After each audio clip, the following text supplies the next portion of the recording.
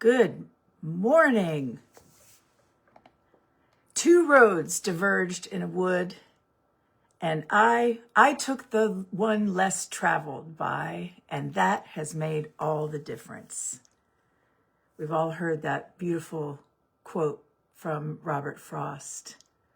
And it brings up a subject today that's so ordinary, we often miss its power. Today we're talking about choices. Choices. Not dramatic movie scene choices. Not, should I quit my job and move to Italy? Not, should I text my ex at 1:42 a.m.? Short answer on that one, probably no. I mean, real choices. The daily ones.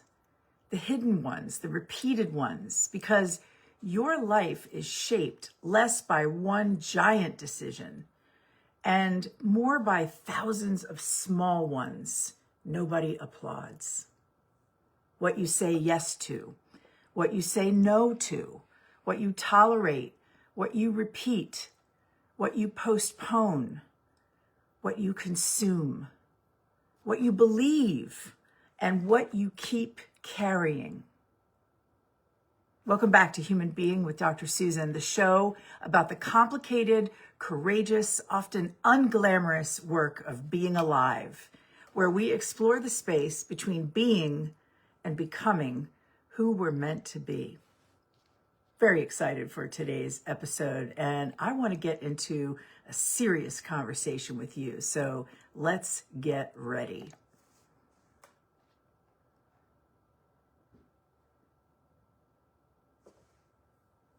So, what is a choice? A choice is the act of selecting one path while letting another path go. And that matters because every yes contains a no. Every no protects a yes. You decided to come and join me today. That's a decision you made, and there's a trade-off with that. Maybe it'll be worth your time. I hope it will. But that no that you say isn't always intentional or even conscious. When you say yes to overworking, you may be saying no to sleep. When you say yes to people pleasing, you may be saying no to yourself. When you say yes to growth, you may be saying no to comfort. One more episode. One more drink at the bar. One more hour of scrolling. Choice is not just preference. Choice is direction. People don't rise to the level of their intentions. They fall to the level of their repeated choices or habits. That's loosely translated from James Clear, who wrote the book Atomic Habits. There's a real science behind this. We make thousands of decisions every day. In fact, researchers estimate that adults make an eye-popping 35,000 choices every day, most of which are automatic, or subconscious. Assuming that most people spend about 7 hours per day sleeping and thus blissfully choice-free, that makes about 2,000 decisions per hour, or one every 2 seconds. That means your future is often being shaped while you think you're just going through the day. Listen, autopilot matters. You might have heard of the butterfly effect many times. The butterfly effect is the idea from chaos theory that small changes at the beginning of a system can create major differences later. So in everyday life, that means tiny decisions can create outsized future consequences. Not because life is magical, but because decisions compound. For example, you choose to go for a 5-minute walk today, and that improves your mood. Your better mood changes how you speak to someone. And that conversation opens an opportunity which translates into a change you make in your life next year. Or you choose to ignore one health symptom. That delay adds up. Delay creates complication, and complication changes many future choices. Or you choose to send one encouraging text to someone, and that person was struggling more than you knew. And your message changes their day, maybe even their direction. Most people overestimate dramatic decisions and underestimate repeated small ones. We think life changes through retiring, quitting the job, moving cities, ending a relationship, giant breakthroughs. But most often, life changes through one introduction on a golf course to the right person who changes your opportunity for education. One apology that saves a decaying relationship and turns it ever so slightly around. One walk, one boundary, one class, one habit repeated. Behavioral science shows that habits and environments shape long-term outcomes through accumulation over time. Small actions repeated consistently outperform occasional massive effort most of the time. So the bottom line is the butterfly effect of life. Today's small choice may be tomorrow's turning point. Now, caution, that works both ways. One ignored boundary can become years of resentment. One unchecked spending habit becomes debt. One daily negative thought becomes a loop that becomes identity. So here's a practical question for you. Ask yourself this question every day. What small decision today could positively echo into my future? Flex your abdominal muscles right now, just for a second, wherever you are. Just feel your abdominal muscles. Right then and there, you just use that beautiful body you've been given, and you set off a cascade of tiny cellular reactions that are happening in a positive way inside you. Same way, relaxing your shoulders when you realize that you're stressed or you're grinding your teeth can have a positive echo effect. So the butterfly effect came from a meteorologist and mathematician named Edward Lorenz. This was in the early 1960s. And he was at MIT and he was running computer weather models, predictions.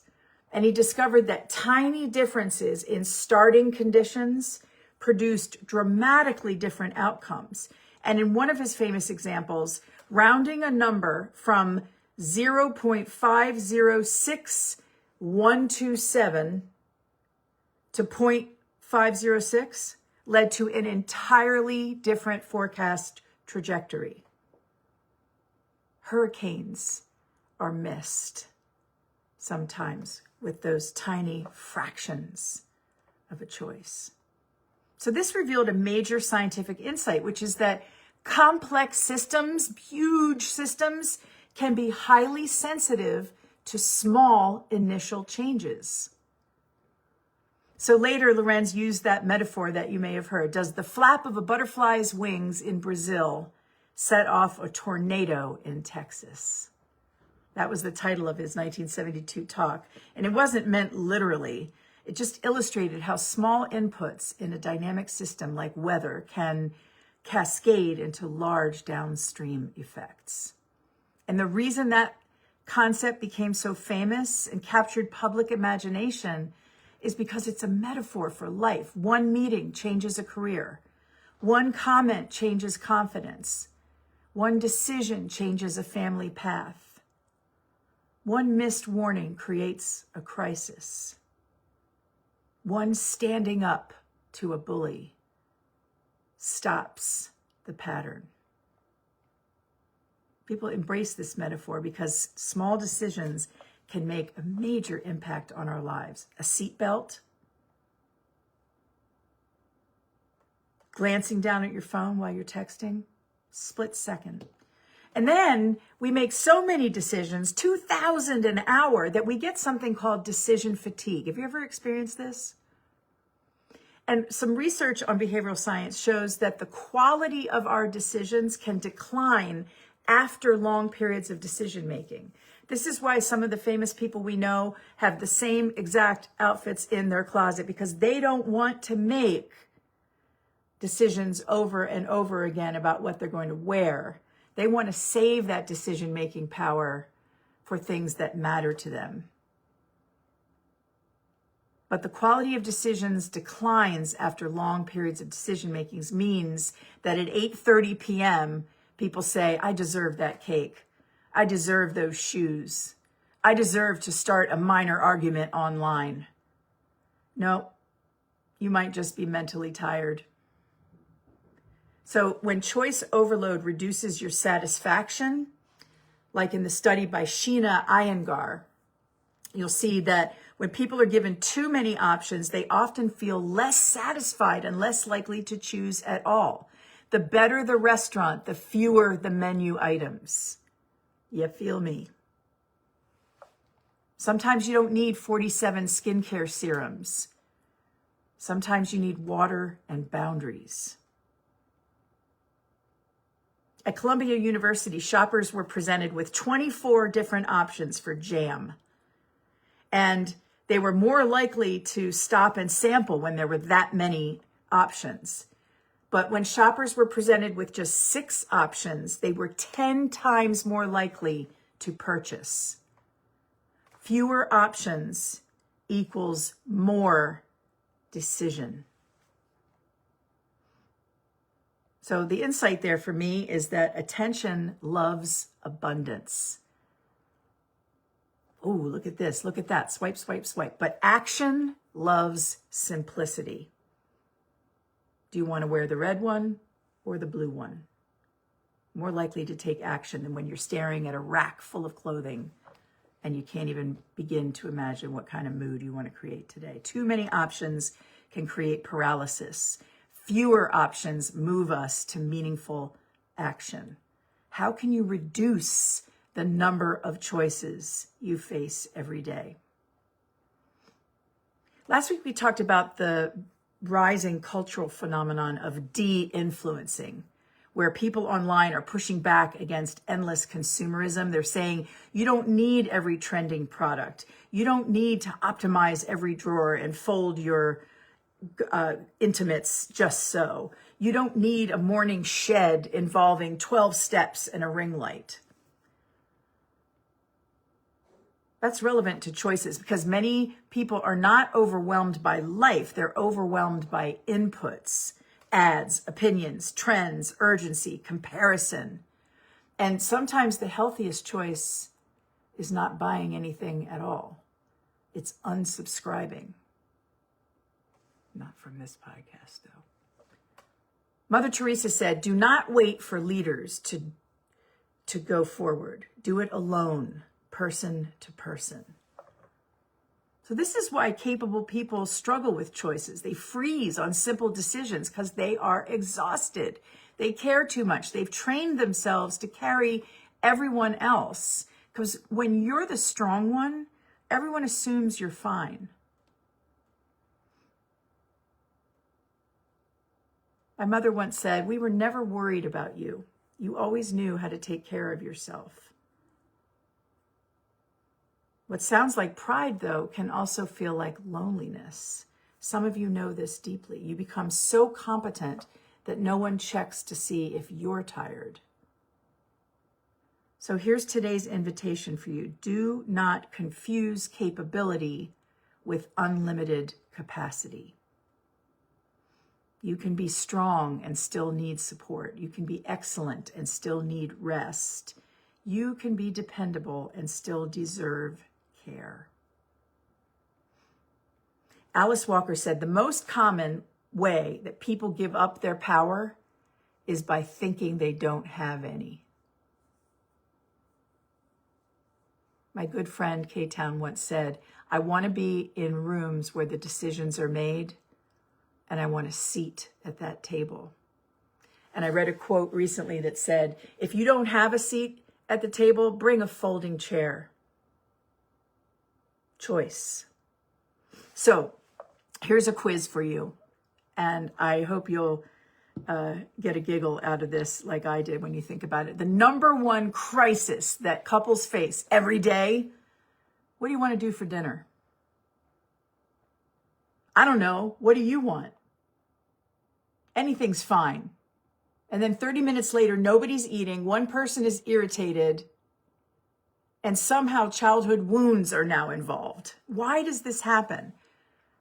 Such a simple decision, but dinner is rarely about dinner. It's about decision fatigue. And by the end of the day, people have already made dozens and hundreds and thousands of decisions on emails and schedules and work priorities and kids and traffic and texts and what to wear and what to fix. So by the time dinner time arrives, the brain says, I cannot lead one more summit meeting.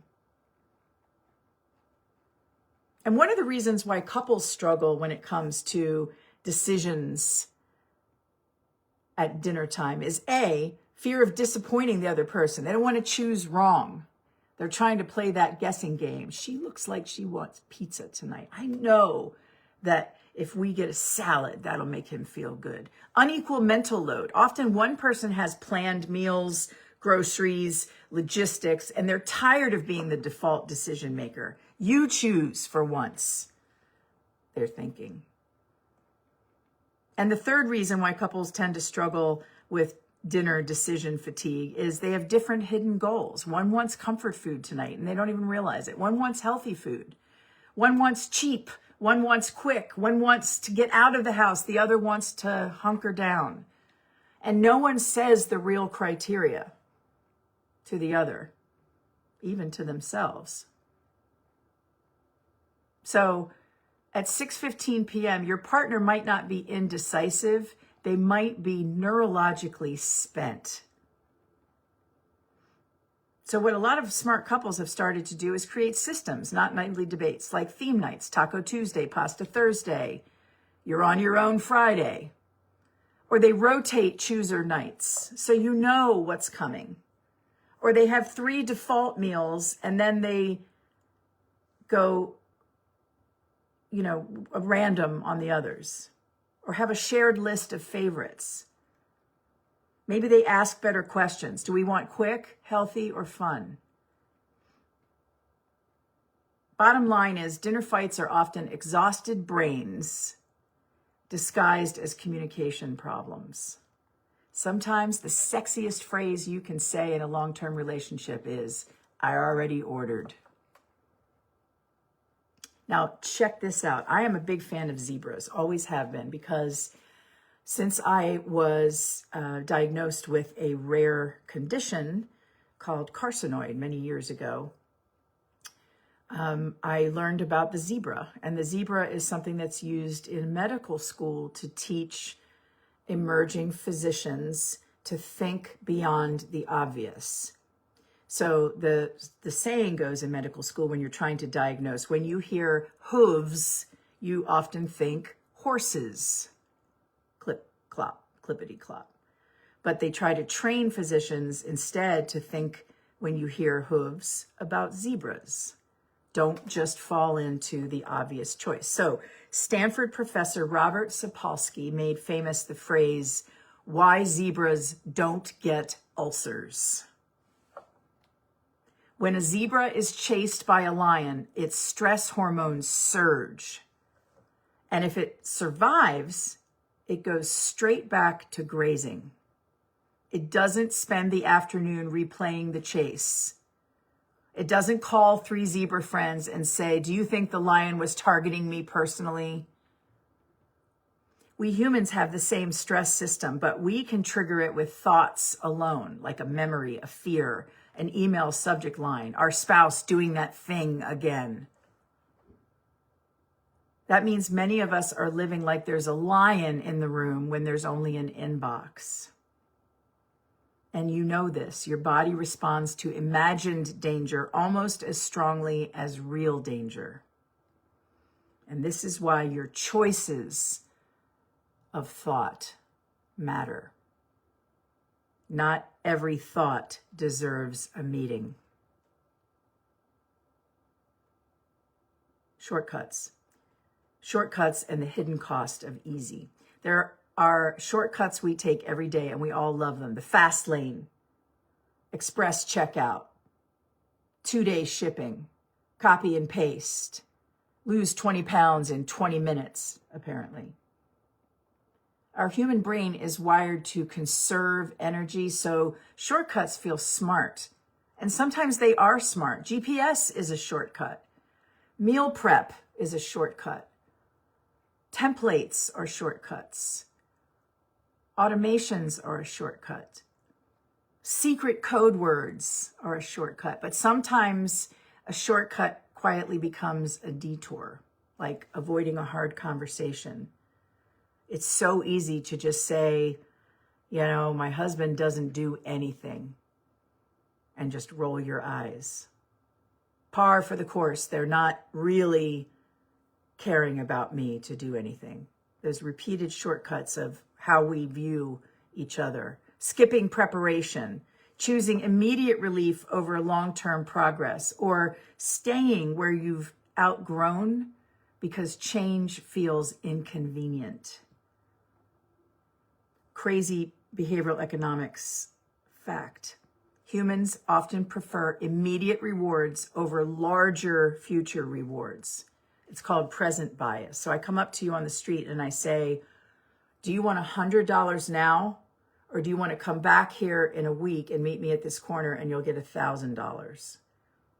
Most people take the $100 right now. We choose easy now and we pay later.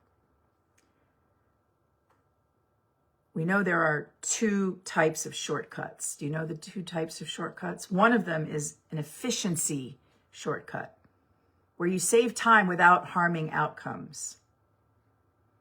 The other type of shortcut is an integrity shortcut, where we save time by sacrificing outcomes, sometimes in thinking people won't know. So an efficiency shortcut, I'm all for it. Go for it. Save time, save steps if you can in a process. But integrity shortcuts, those become a slippery slope where you just shave a little off the edge until pretty soon you're way off course and you're not who you say or think you want to be. Know the difference between an efficiency shortcut and an integrity shortcut. An efficiency shortcut is small. It's like taking a walk instead of doom scrolling. That's going to get your blood pumping better. Or sending the apology text now instead of rehearsing it for 3 months. That's a smart shortcut. Whereas ignoring the bill, ignoring the symptom, ignoring the tension, that's an expensive shortcut. Might feel good now, but those taxes add up over time. So the fastest route today can become the longest and most painful route tomorrow. I had a professor say to me once, your shortcuts are just future you dressed up with better branding and more problems. Yikes. So Angela Davis said, I'm no longer accepting the things I cannot change. I am changing the things I cannot accept. What if you could change the things you can't accept and get out of the rumination wagon and move into a processing and moving on wagon? What's the difference? Ruminating versus processing. This month can change life for you. Many people think they're processing when they're actually ruminating. Ruminating is replaying the same pain with no new insight and definitely no new action. Albert Ellis called it masturbating, where you go over and over the should, but you don't do anything differently. Sorry, it's too early on a Saturday morning for that one. Processing, though, when it comes to versus ruminating, processing is moving forward, moving through pain, choosing the road less traveled, moving through pain toward understanding. So ruminating says, why did this happen? What should I have said? What do they mean by this? Let me rewatch this scene 900 times. That's ruminating. Whereas processing says, what did I learn? What hurts? What matters now? What is my next wise step? In addictions treatment or addictions world, they talk about do the next right thing. Don't worry about the top of the mountain. Look down at your shoes and pick the next right step. Because if the same thought loop is making you smaller, it's not healing you. It's like picking a wound. Protect that boundary with your own mind. Put an emotional colloidal bandage on that wound and move the train on. So if you've been on LinkedIn in the last year, since COVID, you've heard many times about quiet quitting, where you're doing your job without giving any unpaid emotional overreach, no discretionary effort. When people think of that term, it exposes something important. Many of us had normalized chronic overextension. So quiet quitting was the beginning of a movement. Now this new movement, this counter movement, is healthier and it's emerging. It's called quiet thriving.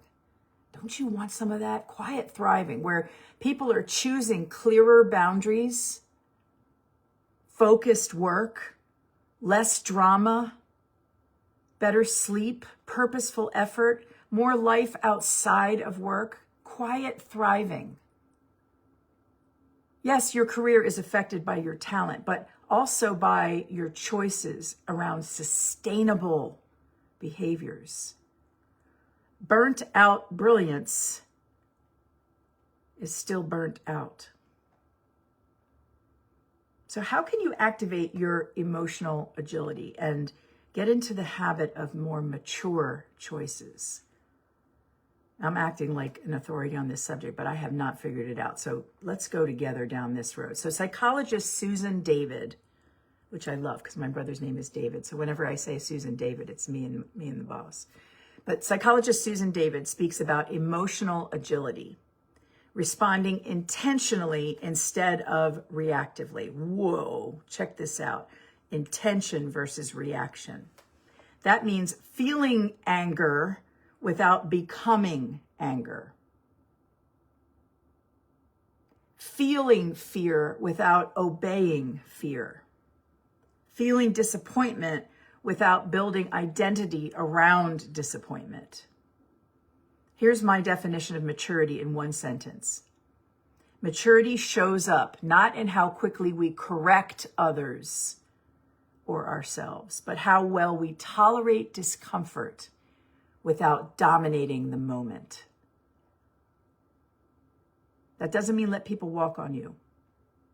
It simply means being intentional about how you react, and better yet, how you respond. Some people respond to discomfort by correcting everyone, correcting tone, correcting wording, correcting tiny facts or your experience. And sometimes correction is wisdom, but sometimes correction is anxiety in formal wear. I am really guilty of this. I used to think I was helping people by being the red pen queen. Oh, here, you've got a split infinitive. Nobody cares about your split infinitive. Focus on what matters. So it's all about discernment. There's a leadership thought leader that I follow. Her name is Christina D'Estasio, and she talks about discernment as a leadership superpower. Discernment. Listen to what she said. After decades working inside organizations and coaching leaders at every level, I've come to believe that there is one skill that quietly determines whether someone moves from middle management into senior leadership or stays stuck longer than they should. It's not strategic thinking. It's not executive presence. It's discernment. And more specifically, knowing what is actually worth saying. So the pattern repeats itself constantly. Someone spends the first 10 or 12 years of their career being excellent, and they earn that reputation by seeing problems clearly and calling them out. Better yet, solving them. The instinct gets them noticed and promoted, and then they get access to more senior rooms. But they bring that same approach with them where they flag everything with a red pen. They surface every gap and every risk. And in their mind, they're being rigorous and they're showing that they can find the one thing in the corner that needs to be dealt with. But what the people in that room often experience is someone who's not yet ready to operate at that level. It's not always a fair read, but it's a real one. If you want to shift into a senior leadership mindset, you've got to develop the judgment to know which 5% of what you're observing is genuinely worth raising. Because A, it's something you can influence, and B, it's something that the room truly needs to hear. The other 95%, you let go. The higher you go, the less you say. Boy, I hope I'm listening to that one. That's discernment. Discernment is harder to develop than most people realize, especially in a culture that rewards constant expression and commentary. And one of the most practical tools out there for building the skill of discernment is called play fewer chips. It's an experiment from Liz Wiseman in her multipliers framework. Before a meeting, give yourself a budget of poker chips, where each one represents a comment or a contribution or a question. Use those chips intentionally. Spend a chip when you're framing the issue, asking a real question, or offering a perspective that no one else seems to have. Hold your chips when you want to validate, restate, or prove you already know something or that you're on board. That discipline, even practiced as an experiment, starts to build a muscle for choosing your moments rather than filling the space. Discernment built through honest reflection and willingness to hold back even when you have something that could be valuable to say, unless it meets that threshold criterion. People who figure this out are the ones who stop trying to show everything they know and start focusing on what actually needs to be heard. Ooh. Are you willing to try that this week? Choose your chips. Just one less chip.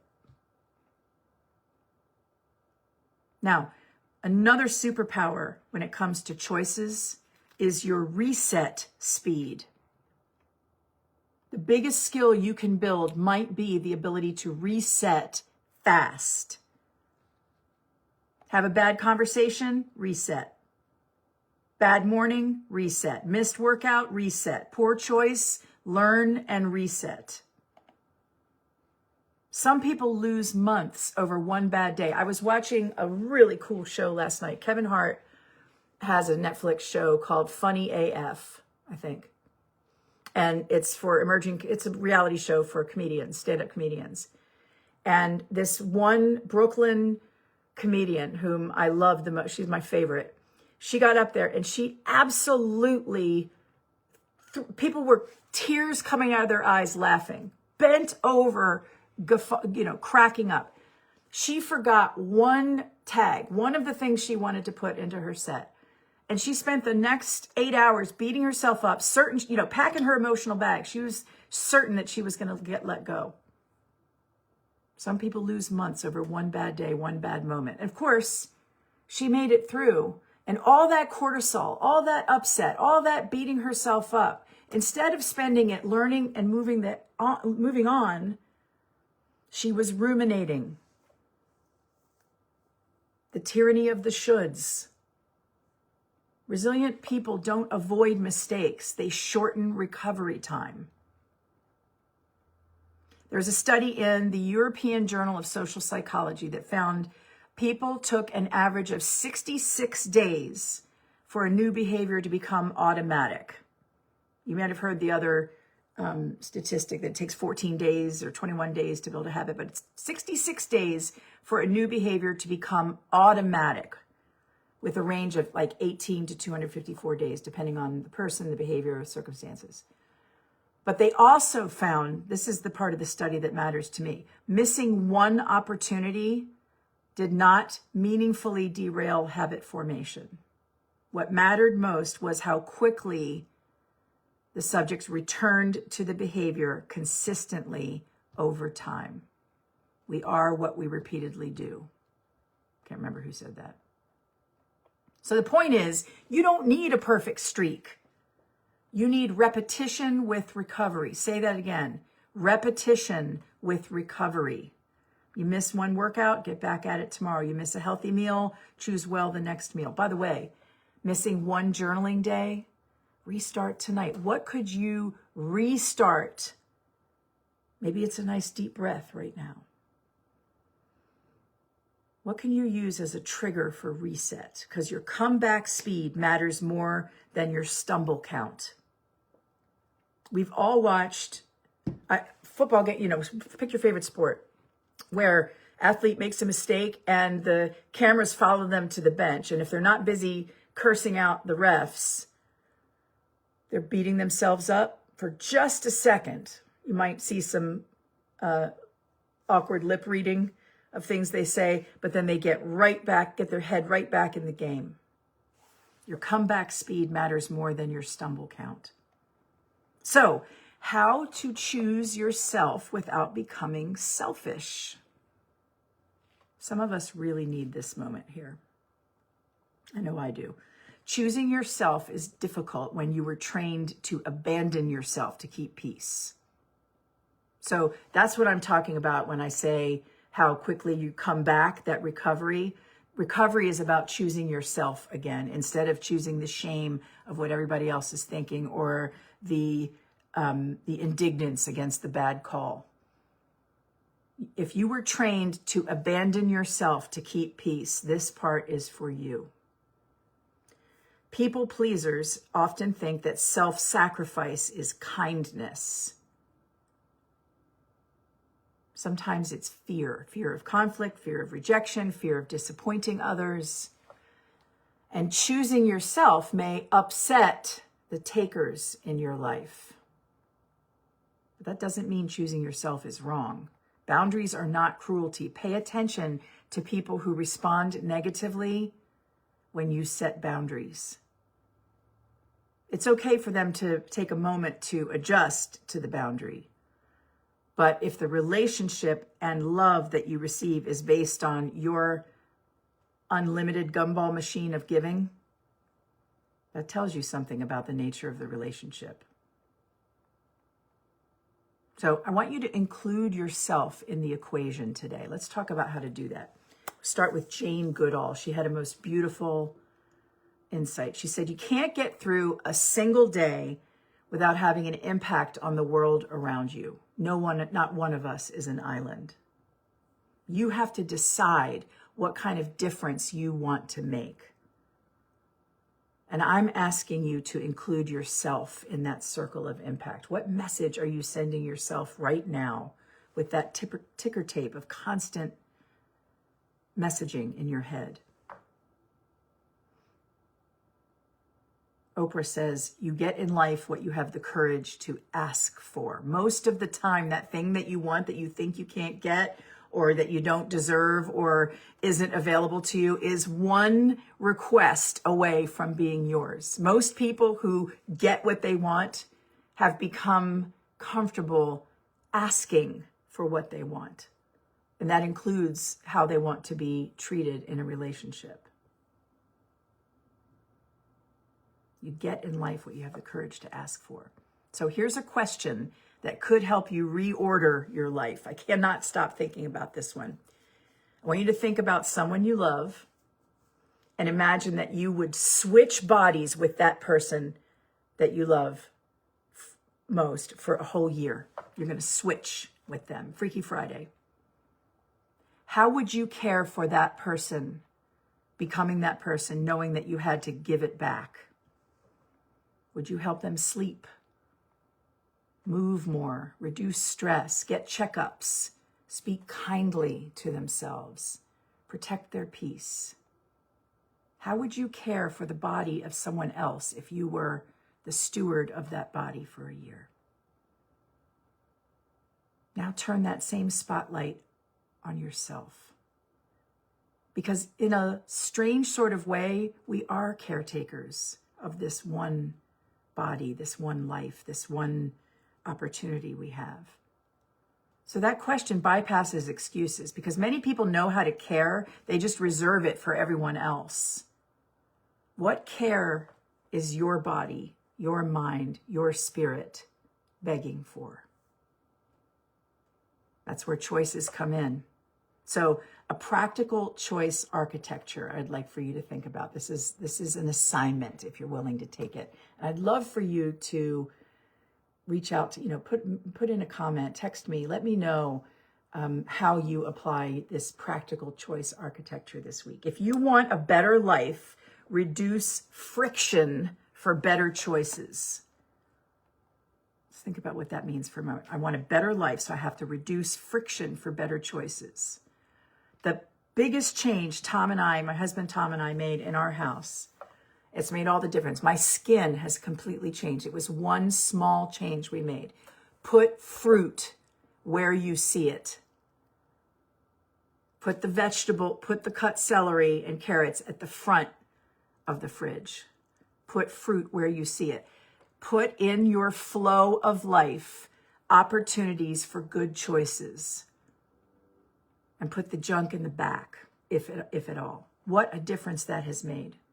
Charge your phone outside of your bedroom. I can't do that, Susan. I got to have my phone next to my head in case something happens in the middle of the night. Okay, fine. At least charge it across the room. So you have to get up out of bed to look at your phone and doom scroll. Schedule a workout like a meeting, or schedule a self-care date as if you have an appointment with someone who matters. You. Unfollow chaos on social media. I found myself for a few years following politicians, public figures, loud voices that were opposite of how I think and feel so that I could stay informed. I still do that to some degree because I want to know what all sides are thinking.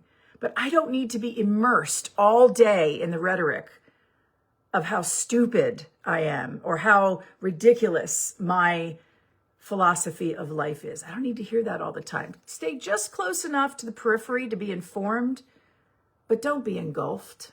Unfollow. Automate your savings. One of the cool things that many corporations are doing now is they have an automatic increase each year in the amount you save. So you start out saving 3%, and the default is that it ups each year, and pretty soon you're saving 12% of your salary.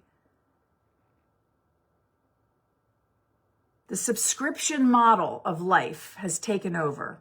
Back in the day when we all grew up, Gen A included, the more books you had on your shelf, the more knowledge you had access to. We had the collection economy. The information economy emerged, and then it was about the access we have, subscription model. And then it was about the curation, not just subscribing to everything, but choosing carefully. We have more channels on the television right now. You have more channels in 3 flips than we did growing up all together, right? But how is the quality of those choices any better? Curate. Learn how to use your television remote's favorites feature and get your favorite news program, your favorite home show, your favorite sports network, and your favorite, the History Channel for me and PBS. Get those listed in your favorites so you see them first. Put the fruit bowl at the front of the counter. Instead of trying to read shows in other languages that you don't speak, that you're definitely not going to click, or having the home shopping network, unless that's something you dig, be there. Get those things out of your way. Pre-decide your clothing. This week, I'm going to do the rainbow, Roy G. Biv. I'm going to do red, orange, right? Simplify, automate your choices, pre-decide, and keep healthy people close. Every one of us has heard you are the sum of the 5 people you spend the most time with. Choose wisely. And then we go, oh, shoot, I've been hanging out maybe with not such a healthy set of messages. Curate. Keep manipulative people farther from your life. They can still be there, but just create an outer ring. Create a nosebleed section with access to your life. You don't need more willpower. You need smarter defaults. Set up automatic systems and things that will enrich your life. I have this, I hope I have it near me here. My mom and I get from church it's a tiny book, and it comes out once a month. And it has little verses, passages, and things like that. It's so simple. It's so small. We just keep that on the dining room table. So say grace and then check out, oh, today is about discernment. Put positive Easter eggs in your pathway. Because let's be honest, some of our worst choices happen in 3 conditions: hungry, lonely, tired. And when you have a triple, out come the Oreos. Sometimes our worst choices happen at Target. You know the Target eggs phenomenon. You walk in to buy eggs, and what do you come out with? That dang $5 thing at the front where they get you zipping in and, oh, isn't that cute? And I need this. Well, what they're doing is they're getting you to make a choice early in your shopping odyssey, because then that statistically is more likely for you to add up more choices along the way and shop beyond the eggs you came in for. And if you've ever reorganized your whole future at 1 a.m., congratulations. You were not visionary, you were sleep deprived. Set up your systems. Every Friday, I have a 30-minute slot scheduled to send thank you notes, digital thank you notes. I don't always meet that goal. Matter of fact, I'm probably at about 50%, but golly, 50% of the time I'm sending thank you notes on a Friday, when how many years prior to that I might have, done it periodically or incidentally after something happens. Create your habits. And there's a spiritual layer to this, speaking of me and mom and church. A wisdom teaching says, if you suffer, it is because of you. If you feel blissful, it is because of you. That doesn't mean life never wounds us. It certainly does. But our relationship to experience matters. In other words, how we connect with the things that happen to and around us matters. Peace is not always found in circumstances. Sometimes it's an interpretation.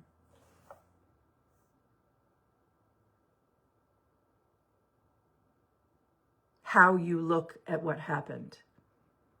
In the movie A Bronx Tale, one of my mom's favorite movies, mine too, Robert De Niro, there's a character, Calogero C, the young boy that is learning about life, and his mentor, not so great all the time, mentor Sonny, he's talking to him, and he's so upset. The kid is just fuming mad because he's run into this other kid that owes him money. And every time he sees this kid, the kid runs away. I'll pay you back. I promise I'll pay you back. And he gets his blood pressure up. He gets all flustered and frustrated. And his mentor asks him the question, see, how much does the kid owe you? $20. Look at it this way. You just paid $20 to get somebody out of your life that doesn't belong there anyway. Be happy. Clip. Let it go. I really love that. The choices we make matter. Who we include in our lives. How we spend our time. The habits we form. The apologies we accept, even if they don't come from the outside. Have you ever heard yourself saying this? I'm going to accept the apology that I will never receive. In other words, I'm cleaving my expectations that this person is going to come back and magically be contrite and try to start over. Nope. I will let an apology stand in the place of that relationship, and I'm moving on. Choices. How many choices have you made today? It is 10:49 Eastern Time. How long have you been up, and what choices have you made? And how many of those choices would you say move you in the direction of your dreams? And your dream could be consistent health. So you took your vitamins, check. Your dream could be consistency in journaling so that you can get toward writing your book. Write a sentence. We've all seen the Army, I think he's an Army general, certainly a military, inspirational military leader who talks about get up every day and make your bed. You know why? Because then you start out the day with a success, and success breeds success. Unless you have a fear of success, like I do. Confession time. I wonder if this has ever happened to you where you start a new habit and it's rocking, you're doing so well, and it's like, oh my gosh, I'm working out again, or I'm journaling every day, or I'm going to these Toastmaster events so I can get over my fear of public speaking. You start a habit, and something in your little reptilian brain that little gremlin starts talking, you'll never stick with this. You can't do this. Who do you think you are? And so you skip one meeting, or you overlook one calorie count, or you get off the train, so to speak, for one moment. And pretty soon it feels like that train has kept on going. And there you are at the same station in life that you always end up with. But this time you're even more angry with yourself because you tried and it didn't work. I took a podcasting class. This is unbelievable. I took this, it was a 30-minute little free, YouTube thing. And the guy said, how many of you have done 3 episodes or more? And at that time, I had just done my 5th episode. I was so excited. And he said, congratulations, you have outlasted 95% of people who try, who start. And I felt really sad in that moment. I was happy, proud that I'm starting to build this habit of doing podcasts because I want to connect with people and I want to help and share, things I've learned. But I felt sad because all those 95% of people, I'm one of them in other areas of my life, but all those 95% of people that tried and gave up, or worse, didn't even try because they didn't know where to start. There's a lot of music in those people. There's a lot of beauty. There's a novel. There's a loving relationship. There's potential in all of us. And we miss out on that potential when A, we don't identify what it is that we want. B, we don't choose to try. And then C, relevant in this moment, we give up the minute it isn't perfect. Do it messy. Do it scared.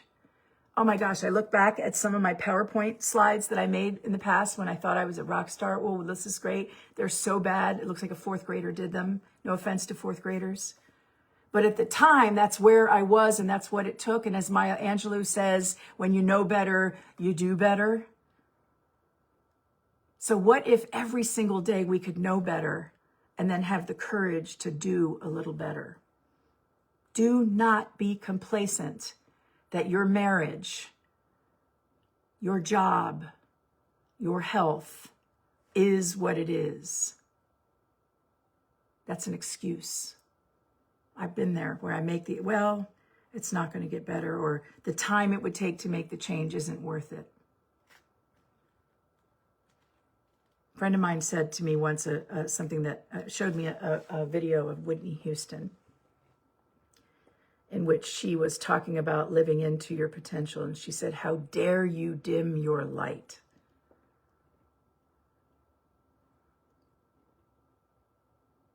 Where is your light switch, your dimmer switch? And where have you turned it down or let it be turned down?